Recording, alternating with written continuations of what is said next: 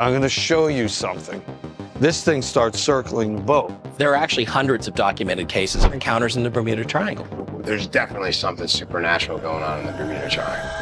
What's the deal with the Bermuda Triangle? You've probably heard the tales, ships and planes vanishing into thin air. Because there are still mysteries to be solved in the Bermuda Triangle. You know, when you're sitting around with a bunch of sailors that just crossed over to Bermuda, hear some of the tales, you know that these things are still happening today. Swallowed by some eerie stretch of ocean between Florida, Bermuda and Puerto Rico. We've had tons of people missing, we've got boats missing, plane missing. This is a very eerie place. For decades, it's been the ultimate unsolved puzzle, a place where compasses spin and stories get wild. Bermuda is 18 to 20% magnetite. If you pass a compass over a small amount of Bermuda's magnetite-rich limestone, it can throw it off by several degrees. But here's the kicker. By 2025, science claims it's cracked the code. No, it's not a Hollywood-style reveal. A shaft that goes down into the bedrock.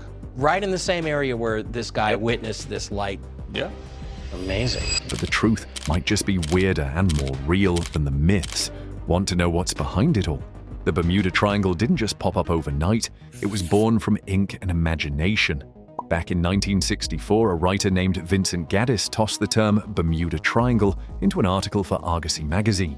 He pointed to a chunk of the Atlantic where ships and planes seemed to vanish under odd circumstances. It wasn't a new idea. Sailors had whispered about weird losses for years, but Gaddis gave it a name that stuck. And trust me, a snappy title can turn a footnote into a frenzy. The real boom came in 1974 with Charles Berlitz's book, The Bermuda Triangle. This guy didn't hold back, tossing out ideas like alien abductions and lost cities. His book flew off shelves, millions of copies sold, and suddenly everyone was obsessed. TV specials, movies, even tacky board games popped up. It was like the ocean had its own reality show, and we couldn't stop watching. Why did it hit so hard? Well, we're suckers for a good mystery, especially one tied to the sea, a place already dripping with danger and allure. Storms, pirates, uncharted depths, the ocean's a natural stage for drama.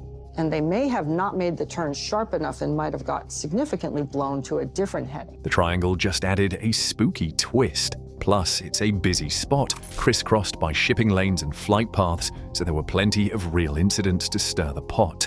Here's the catch, though. The legend grew faster than the facts. Gaddis and Berlitz leaned on shaky stories, skipping details or stretching truths to amp up the chills. Some vanishings weren't even in the triangle. Oops. Newspapers didn't help either. Headlines like "Ship Lost to the Void" sold better than "Boat Sinks in Storm." By the 80s, the Bermuda Triangle was a global icon, a mix of truth and tall tales that refused to fade. So how did this patchwork of rumors turn into a full-blown phenomenon? That's where the real stories come in, tales so strange they practically beg for an explanation. If the Bermuda Triangle has a claim to fame, it's the downright creepy disappearances that made headlines. These aren't just random mishaps, they're the kind of stories that stick with you, the ones that make you wonder if something's really off in that patch of ocean. Let's start with the two big ones, Flight 19 and the USS Cyclops. Flight 19 kicks things off on December 5th, 1945. 5 Navy bombers lift off from Fort Lauderdale for a basic training run. The weather's decent, the pilots know their stuff, everything's routine, until it's not. The flight leader, Lieutenant Charles Taylor, radios in, sounding rattled. His compasses are acting up and he's lost. Everything looks strange, even the ocean, he says. This is FT-74. What is your trouble? Both my compasses are out and I'm trying to find Fort Lauderdale, Florida. The transmissions get patchy, then cut out. All 5 planes vanish. A huge search turns up nothing. No wreckage, no clues. Then, to top it off, a rescue plane sent after them. A Martin Mariner disappears too. Taylor thought that they needed to fly to the northeast because he thought they were over the Florida Keys. 6 planes gone in a day, that's not normal. What went down? Taylor wasn't a rookie, but he'd gotten lost before, once ditching a plane off the Keys. The weather might have turned nasty. Later reports hint at storms, and the triangle's known for magnetic quirks that can throw compasses off. Still, no debris. The Atlantic's a big place, and 1940s tech wasn't exactly CSI level. It's eerie, sure, but not impossible. Now the USS Cyclops, this one's a beast, a 540-foot Navy collier hauling manganese ore from Brazil to Baltimore in March 1918. It's got 306 crew aboard, makes a quick stop in Barbados, then poof, gone. No SOS, no lifeboats, nothing. It's the Navy's worst non-combat loss ever, and it's still a head-scratcher. Was it a storm? The ship was loaded heavy and the Atlantic can churn out waves that'd flip a tanker, or maybe a rogue wave, those freak walls of water sailors used to call myths. Some even whisper about mutiny or a German U-boat since World War I was raging. No proof though, just a blank page in the logbook, and it's not alone. The Cyclops had sister ships Proteus and Nereus, both of which sank mysteriously years later. Bad design, bad luck, who knows? Then there's the Carroll A. Deering, a schooner found empty off North Carolina in 1921, technically outside the triangle, but close enough to get roped in. Crew gone, no sign of struggle, pirates panic. The seas tight-lipped. These cases are the meat of the mystery. They're detailed enough to haunt you but vague enough to spark questions. Why no wreckage? How do you lose a ship that size?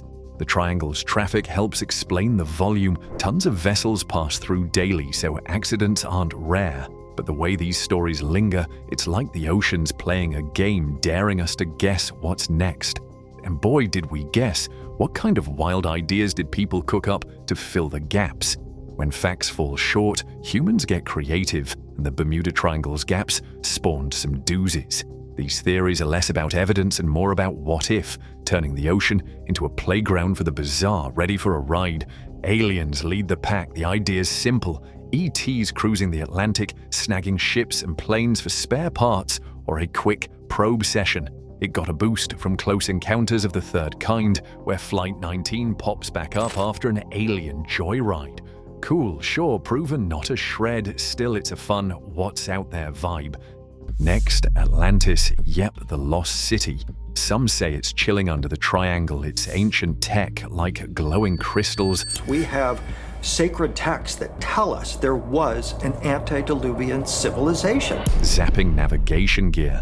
Psychic Edgar Casey pushed this, predicting Atlantis would resurface in the 60s. It didn't, but believers cling to weird underwater shapes near Bimini. Geologists call them natural rocks, but dreamers see ruins. Time warps are another gem. Sail through a funky cloud and bam, you're in 1492 with Columbus. Pilot Bruce Jernan swore it happened in 1970, claiming a strange fog shaved 30 minutes off his flight.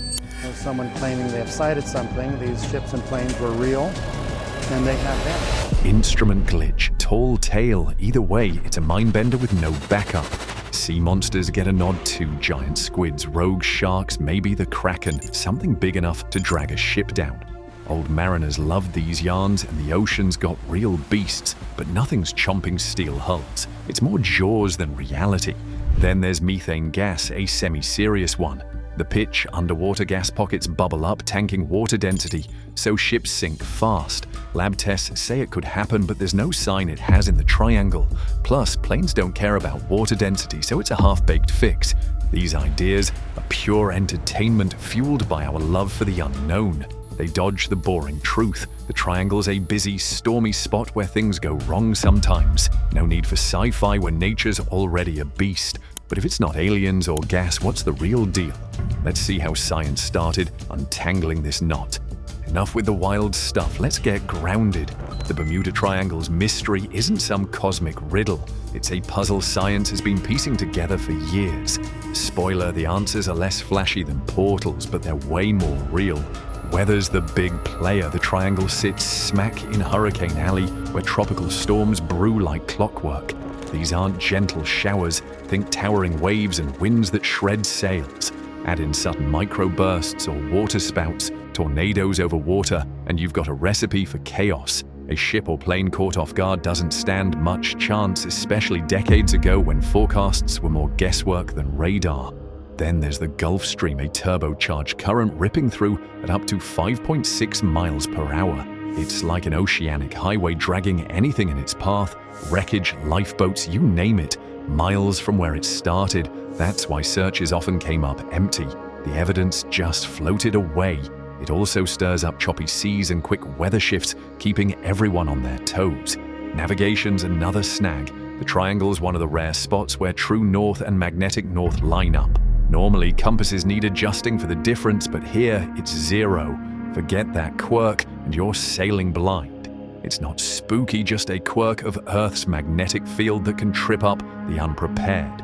Human error seals the deal. This place is a traffic jam. Ships hauling cargo, planes crisscrossing overhead, more travelers, more screw-ups.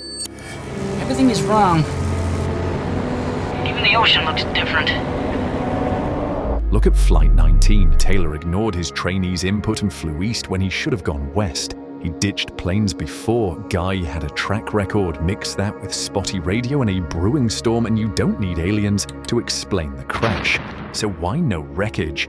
The ocean's a beast, 500,000 square miles, some spots plunging 20,000 feet deep.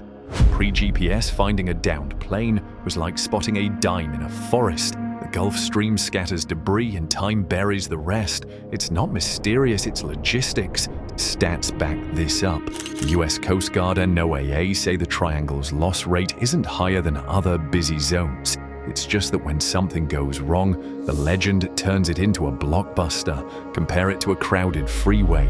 Accidents happen, but we don't call it cursed. Let's break down the Cyclops. That ore load could have shifted in rough seas, tipping her over, or a rogue wave, now a proven threat, might have swamped her. World War I U-boats were prowling too. The torpedoes not out of the question. No magic needed, just bad timing. Even the Mary Celeste, often tied to the triangle, fits. Found drifting in 1872 near the Azores, not even close to Bermuda, it likely lost its crew to a pump scare or navigation flub. They bailed, the ship didn't sink, end of story.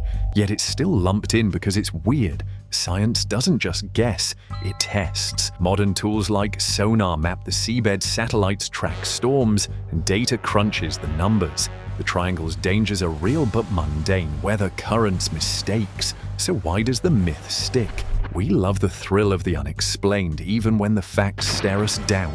Still, it took one guy to really nail it shut. Who turned the spotlight on the truth? Let's meet the skeptic who cracked the case.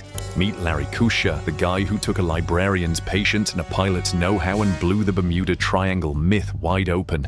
In 1975, he dropped The Bermuda Triangle Mystery. Solved. A book that didn't mess around. His trick, digging into the raw data, weather logs, ship records, old news clips, and calling out the nonsense. Kusha found a mess.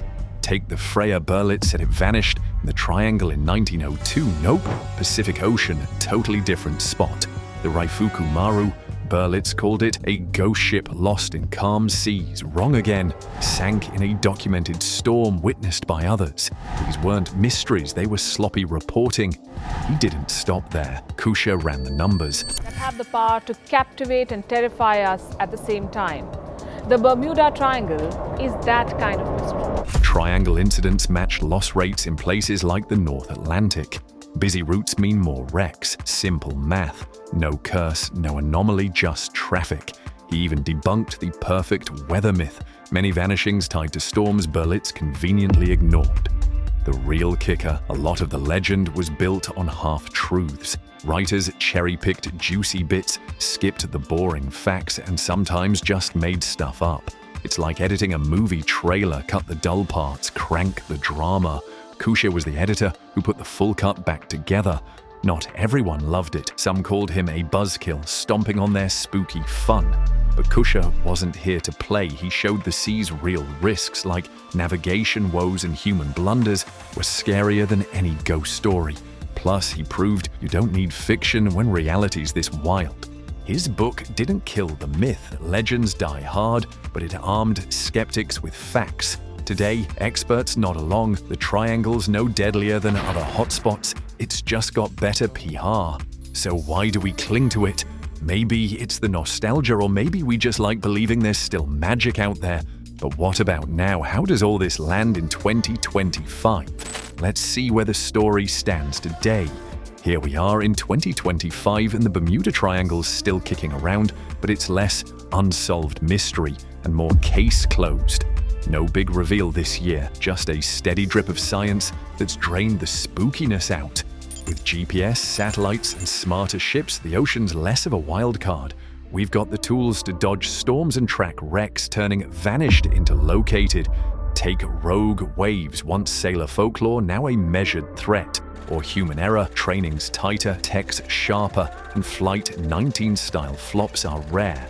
The triangle's quirks, like that north alignment glitch, still exist, but we've got workarounds. It's not invincible anymore. The internet helps too. Back in the day, a missing ship could spark a decade of rumors. Now, a quick search debunks the hype. Still, pop culture keeps the flame alive. Movies, clickbait, this video, why? The ocean's vastness still hooks us. We've mapped maybe 20% of it, plenty of room for wonder. So, the mystery's solved. Weather, currents, screw-ups. No aliens, no Atlantis. The triangle's just a busy patch of sea with a knack for drama. But that doesn't mean it's boring. It's a reminder nature's still got teeth, and we're still learning its rules.